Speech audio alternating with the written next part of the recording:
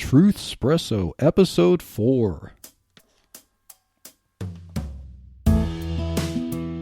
Face it, we all would rather sleep in this morning. That's why God gave us espresso, to kickstart our zombified corpses into hyperdrive. And now, giving your mind and soul the morning shot of truth it craves. This is Truth Espresso with Daniel Minnick.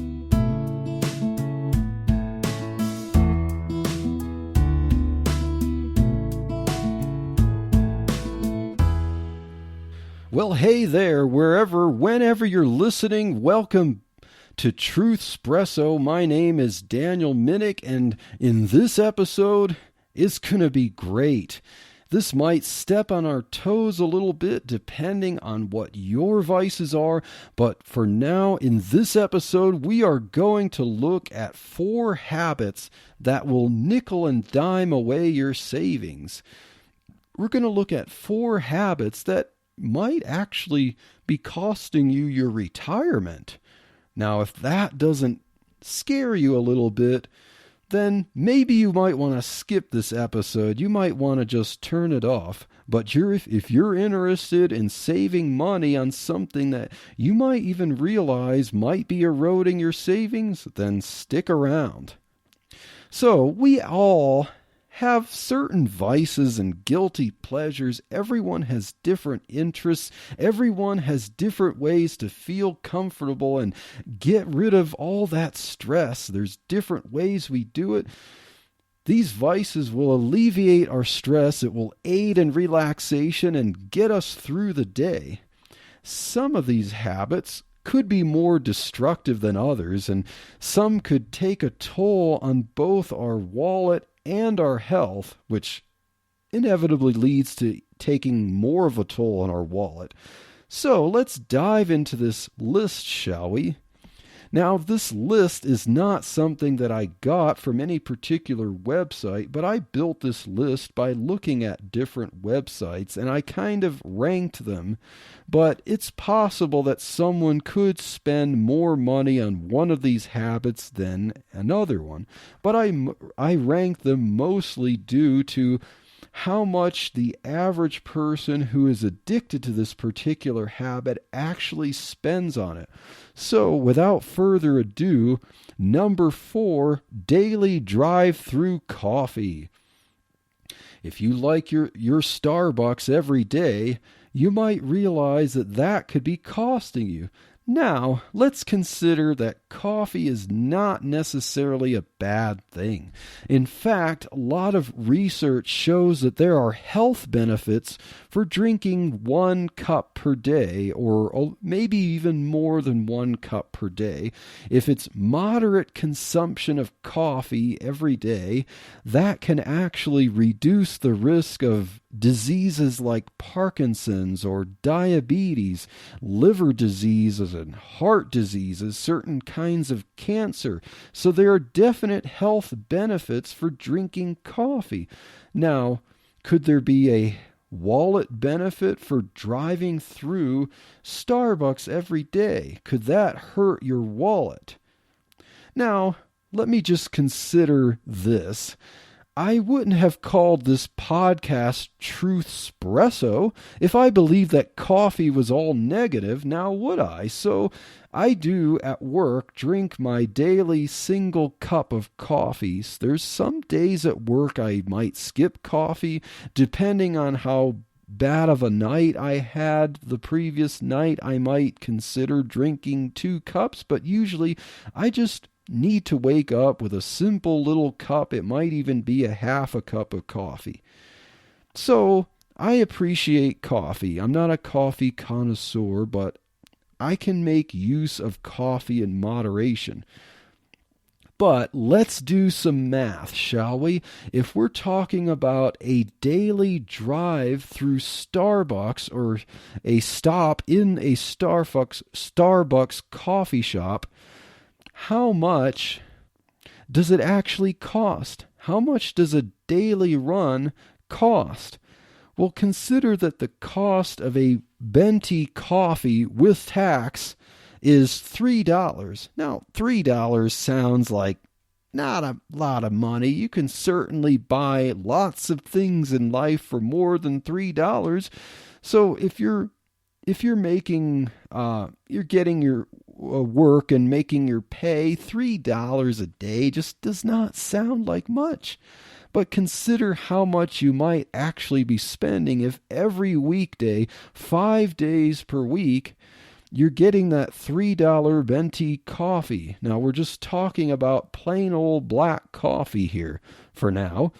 So 3 times 5 days per week is $15 per week you're spending. Now, $15 a week doesn't seem like much, but consider that's $15 a week on coffee alone. How much are you spending per month? Well, that's about $65 a month. And now we cover that over a year. That is $780 a year we're spending on coffee. Now, $780 a year really doesn't sound like a lot of money. Relatively speaking, it's not a whole lot.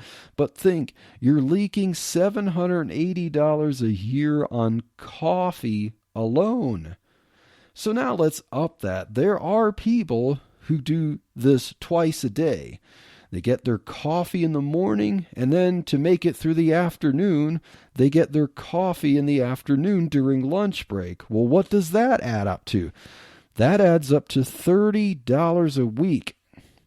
And how much per month? Well, now we're at $130 a month. That also now adds up to $1,560 a year.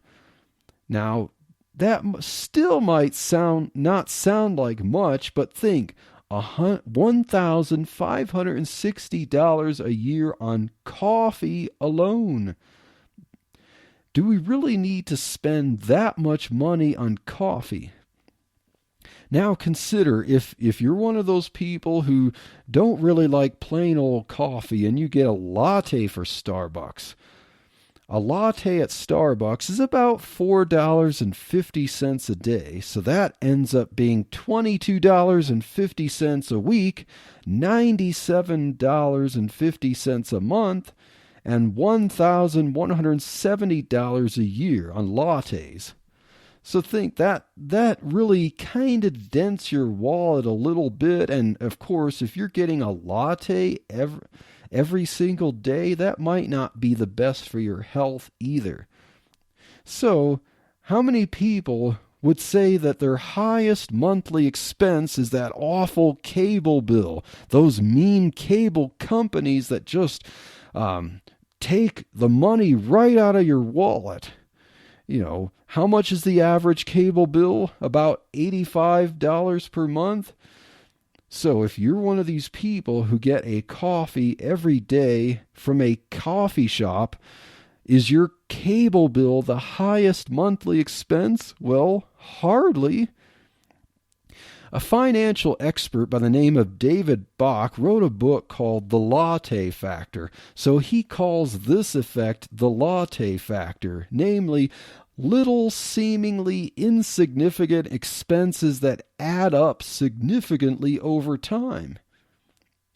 And according to Rob Ashgar, who's a contributor to Forbes magazine, the coffee shop craze really is not simply about coffee, but about partaking in a social and cultural experience. So you might defend this habit if, really you like to step foot into a coffee shop or even and smell the coffee and sit in a chair and relax and read some news while you smell that coffee. It might be one of those experience factors. Or even if you just go through the drive-through, you just love that experience of being able to order order your cup and then drive up and have a nice, pleasant cashier hand you your coffee and wish you a nice day. I understand that if you really need to have your daily drive-through coffee for this experience, then perhaps you should go for it, but you might want to try to figure out how to cut expenses elsewhere. So, number 4 was our daily drive-through coffee. Number 3, eating out for lunch at work. If you're one of those people who doesn't really want to be bothered with trying to cook a meal and brown bag it every day, and you go out to eat every day for lunch at work, you might want to keep tabs on how much you're spending, how much you're losing money right out of your wallet. So let's take, for example, the cheaper end of this spectrum. The typical fast food is about $6 a pop. So if you're spending $6 for lunch out every weekday, that amounts to $30 a week. It also amounts to $130 a month. Now, are we thinking about that $85 cable bill? That $85 is giving you, 200 channels that you could watch at any time, flip through the channels? But now we're spending $130 a month on food alone, and you have nothing left over to show for it. This $130 a month turns into $1,560 a year that you really could be putting to savings or investing, but you're just consuming it away. You're eating your own money for lunch. So, some of us, if we work in the office, we know fellow co-workers who actually go out to eat at a sit-down restaurant every single weekday. Now, if you go to a sit-down restaurant every single weekday, that's going to bump up your lunch expense to about $10 to $12 a meal, depending on what you order. Now, if you go to a sit-down restaurant, you're also going to pay the tax and you have to pay a tip. So that bumps up our total to about $13 to $15 a meal.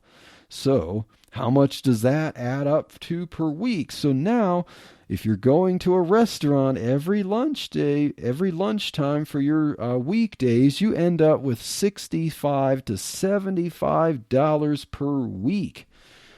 So what is that a month? Now you're paying $282 to $325 per month. Yikes. What is that expense per year? $3,380 to $3,900 per year. That's almost $400 a year on lunch alone. Have mercy, that is a lot of money. Well, of course, just like the coffee, you might say it's the experience. I like to be waited on. I like to sit down, order from a menu, and besides, it's not like I'm just going because I'm hungry. I love to go with my coworkers and socialize. I like to talk about the news or the sports and just really get to know my coworkers. It's the experience. It's not just about my stomach. Well, that experience is costing you a lot of money. So if you're willing to at least cut that back, maybe trying to do 3 days a week or 2 days a week, or maybe just celebrate on Fridays with 1 day a week going out to eat at a restaurant, that would seriously help your wallet. But then you might also argue, but I can't cook. Well, there's no time to learn like the present if you want to save some cash. If you're the adventurous type, maybe now would be the time to start learning how to cook.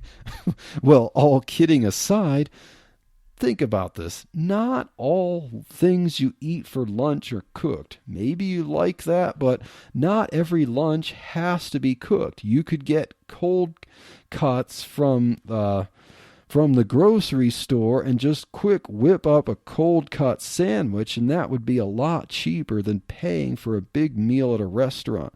You could also make a smoothie.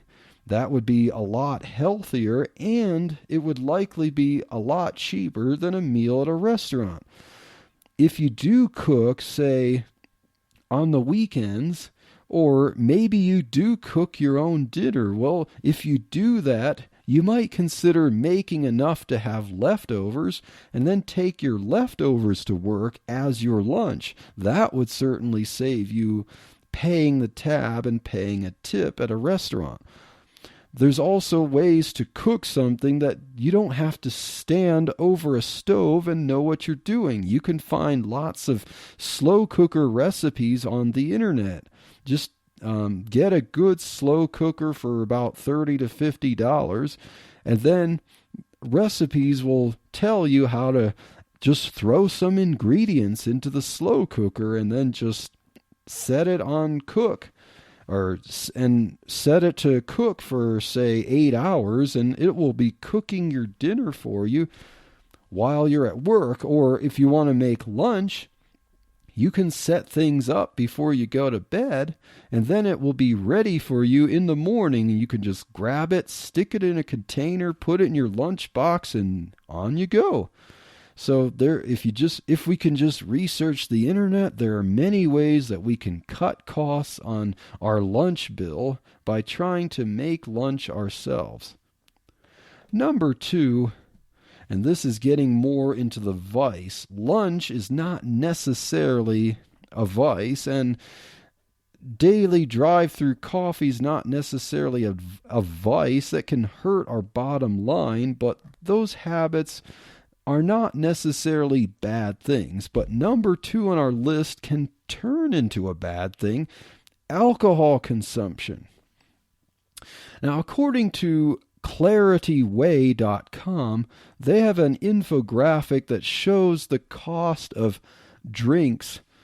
Costs can vary widely depending on how many drinks of what and whether they are at home or at a bar. So if you're a very habitual drinker, let's do some consideration from Clarity Way's chart. According to Clarity Way, if you drink as little as 4 drinks of beer per week at home, then it's about $312 a year. That's actually cheaper than anything we've seen so far. But if you drink as many as 15 drinks of beer per week at a bar, if you just have to go to the bar for that social experience and you drink 2 drinks per day, about 15 drinks of beer per week, you're looking at $6,100 a year. And wine costs a little bit more than beer, so those amounts would go up a little bit. But if you're really a liquor person, it's going to be double that. You could be, if you're going to the bar and drinking 2 liquors per day, 15 drinks of liquor a week at a bar, you could be paying over $12,000 a year. That is some serious money. Just think about it. If you just didn't do that, you can buy a pretty nice new car in only 2 years.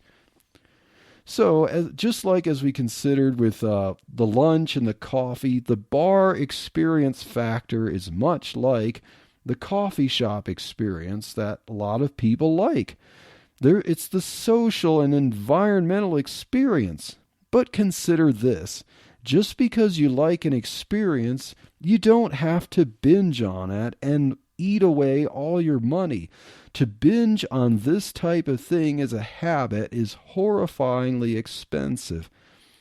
And this does not even begin to consider the costs of healthcare, the opportunity costs of lost job performance and less free time from being addicted to always having to have alcohol available.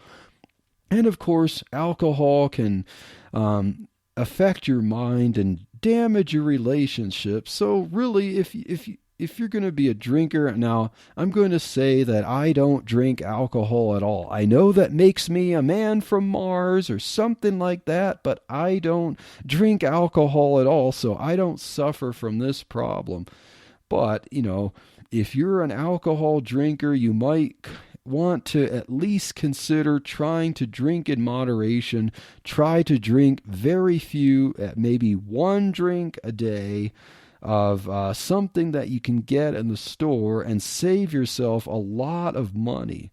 And of course, I would recommend, if you can't avoid being addicted, then try to avoid alcohol in the first place.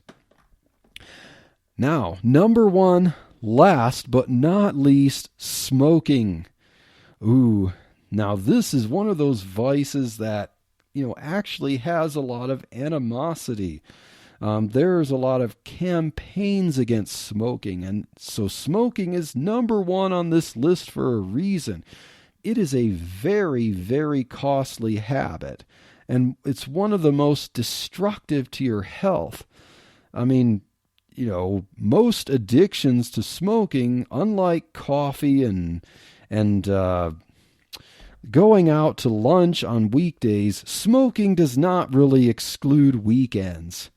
Most people who smoke every day, 365 days a year. So I looked up some statistics on thebalance.com. I will also include this link in the show notes. According to The Balance, that cites the Center for Disease Control and Prevention, an average of $6.28 is the cost per a pack of cigarettes. Now, this cost can vary rather significantly by state by state, depending on how much tax there is.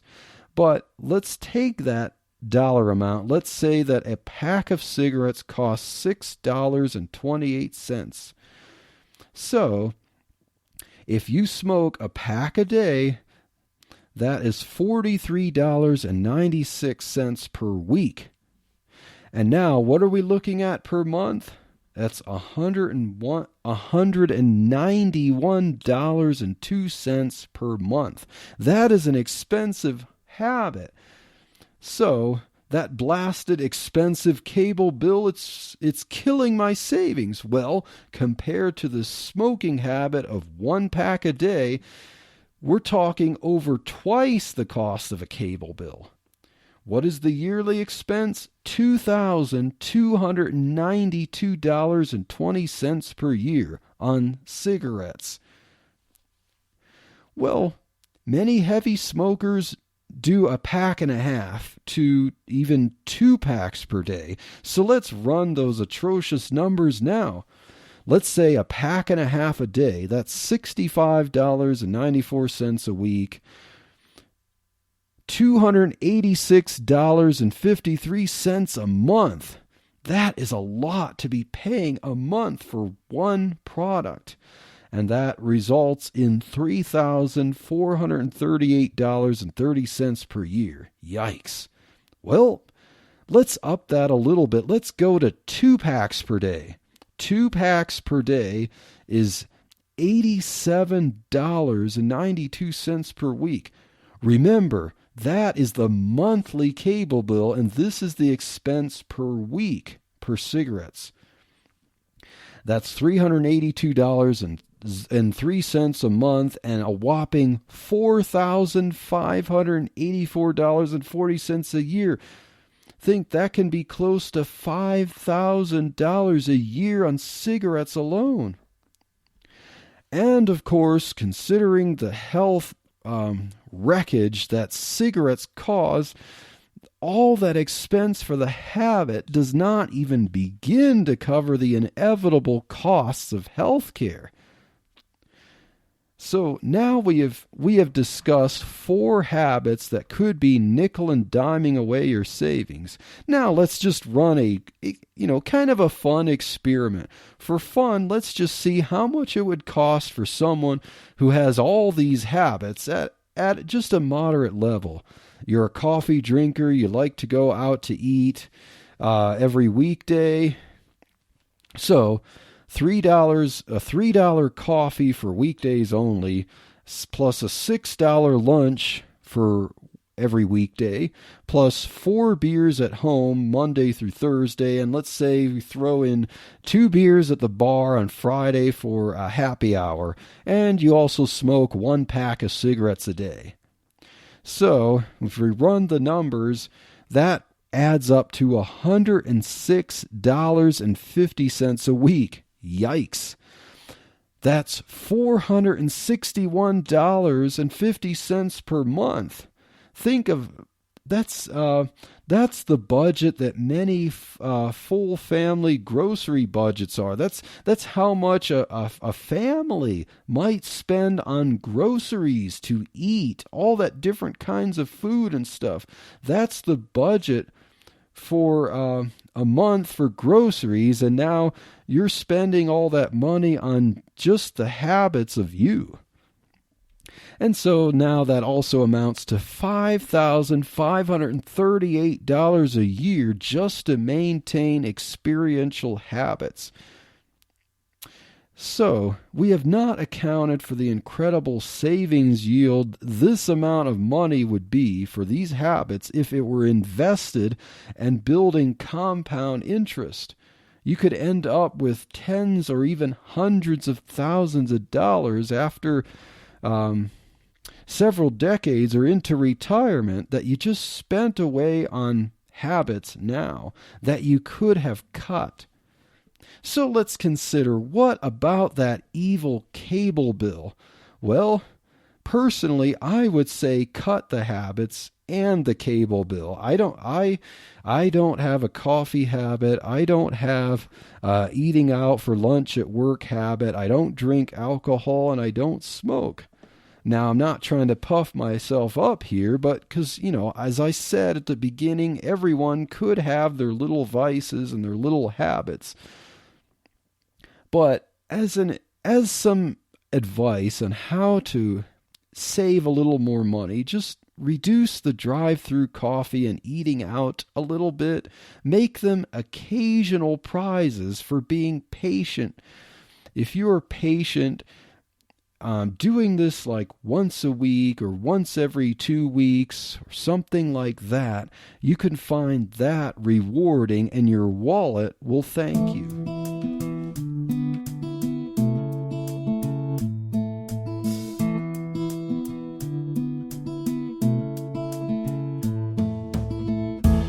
Thank you for waking up with Truth Espresso.